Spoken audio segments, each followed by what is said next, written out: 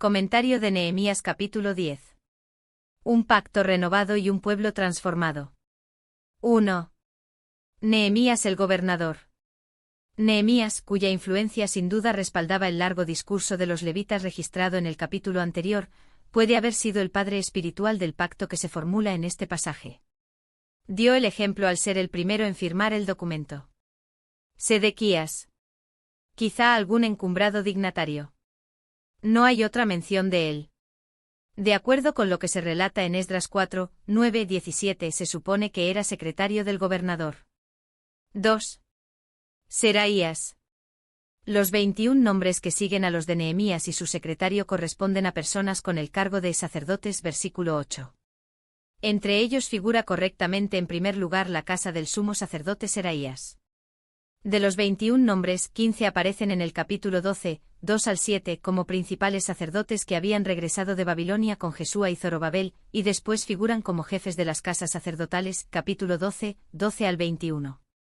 Es pues evidente que estos 21 que firmaron el acuerdo lo hicieron como jefes de sus respectivas familias y turnos, ver comentario de Nehemías 12, Lucas 1, 5. 9. Los levitas. Jesúa, Binui y Cadmiel representan las tres principales familias de levitas que habían regresado con Zorobabel, Esdras 2, 43, 9, Nehemías 7, 43, 9, 4, 5, etc. En este pasaje Binui, que parece haber sustituido a Cadmiel, ocupa el segundo lugar. De los nombres restantes, los de Asabías y Serebías representan familias que regresaron con Esdras, Esdras 8, 18, 19.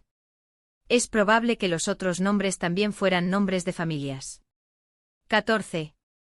Los cabezas del pueblo. Desde el versículo 14 hasta el nombre de Jarif, inclusive del versículo 19, los nombres personales corresponden con los de las familias de laicos que regresaron con Zorobabel, Esdras 2:30. Nehemías 7 minutos y 8 segundos al 33. Los de estos 18 nombres personales, versículo 17, debieran ir unidos, pues representan a una sola familia, Ater, de Ezequías, mencionado en Esdras 2, 16 y Nehemías 7, 21. Después de Jarif siguen nombres de lugares, Nebai, versículo 19 corresponde con Nebo, capítulo 7, 33, Anatot, Macpías, versículo 20 corresponde con Macpis, Esdras 2, 30. El resto de la lista, desde Mesulam hasta Baana, Nehemías 10 y 20 al 27, son los nombres de los jefes de las diferentes casas en que se dividían estas familias o de los ancianos de las aldeas de Benjamín y Judá. El que no aparezcan todas las familias enumeradas en Esdras 2 puede deberse a que algunas familias se fusionaron, aunque también hay evidencia de que en el transcurso de los años se habían sumado nuevas familias a los repatriados. 28. El resto del pueblo.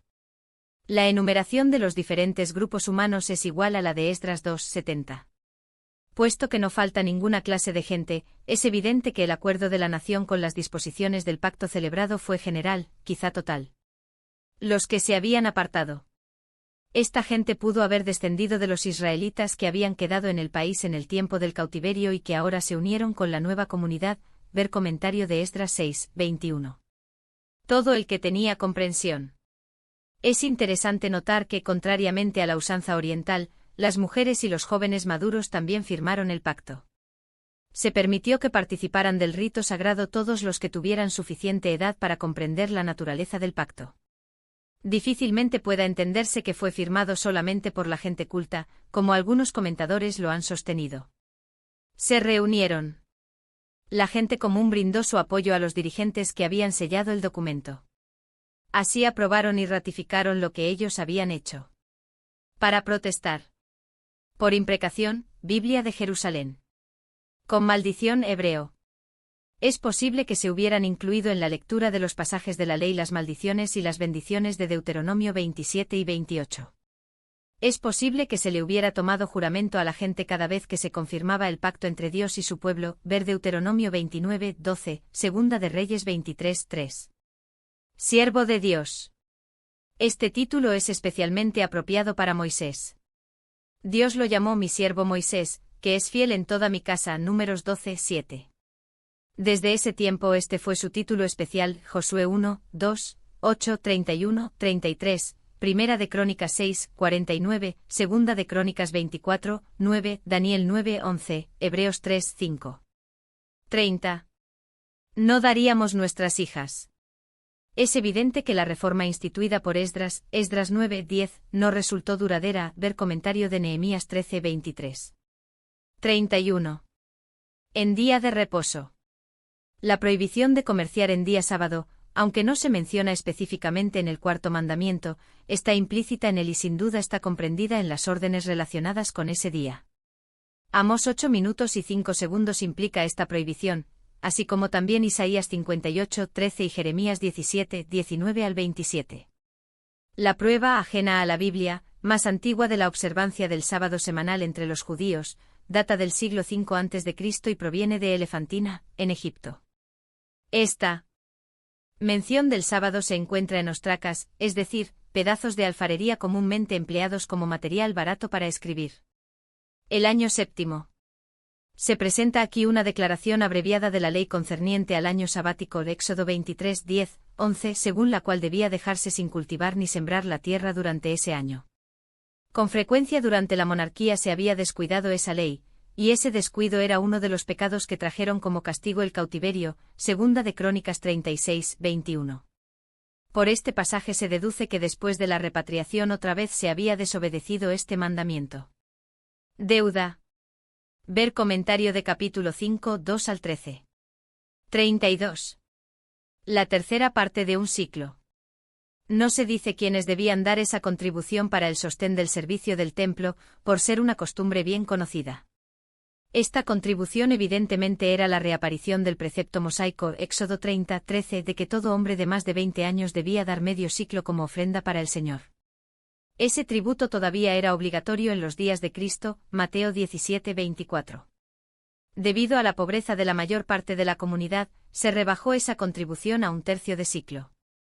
El texto no apoya la opinión de Inesre, gran comentador judío de la Edad Media, de que se debía pagar un tercio de siclo además del medio siclo que mandaba la ley.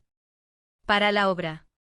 Ese dinero no era para gastos de construcción ni para reparación del templo, sino para mantener los servicios religiosos habituales del templo. El versículo 33 indica que ese tributo debía usarse para el pan de la proposición, la ofrenda continua, el holocausto continuo, Números 28, 3 al 8, los sacrificios del día sábado y de las nuevas lunas, capítulo 28. 9 al 15 y otras fiestas capítulos 28, 16 al 29, 40. 33. Las cosas santificadas. Tal vez se refiera a las ofrendas mecidas y ofrendas de paz, Levítico 23, 10, 17, 19, pues ellas eran cosa sagrada a Jehová para el sacerdote, Levítico 11 y 20. Este impuesto incluía además las ofrendas por el pecado de Números 28, 15, 22, 30, 29 minutos y 5 segundos, 11, 16, 19, etc., y cualquier otra cosa que pudiera hacer falta.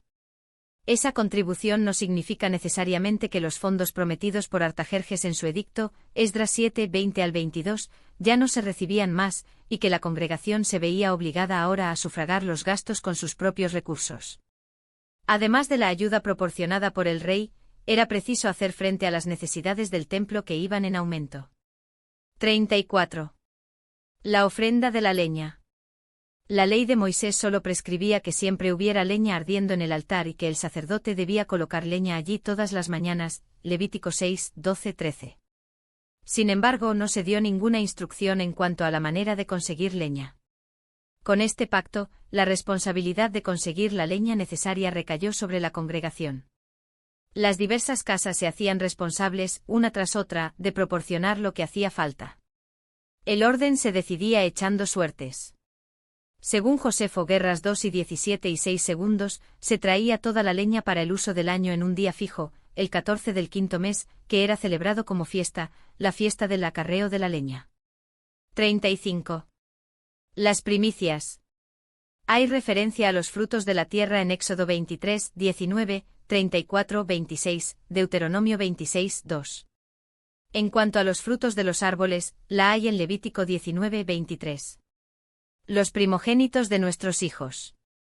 Ellos debían redimirse conforme a la estimación del sacerdote, Números 18, 16. Lo mismo debía hacerse con los animales inmundos, Números 18, 15.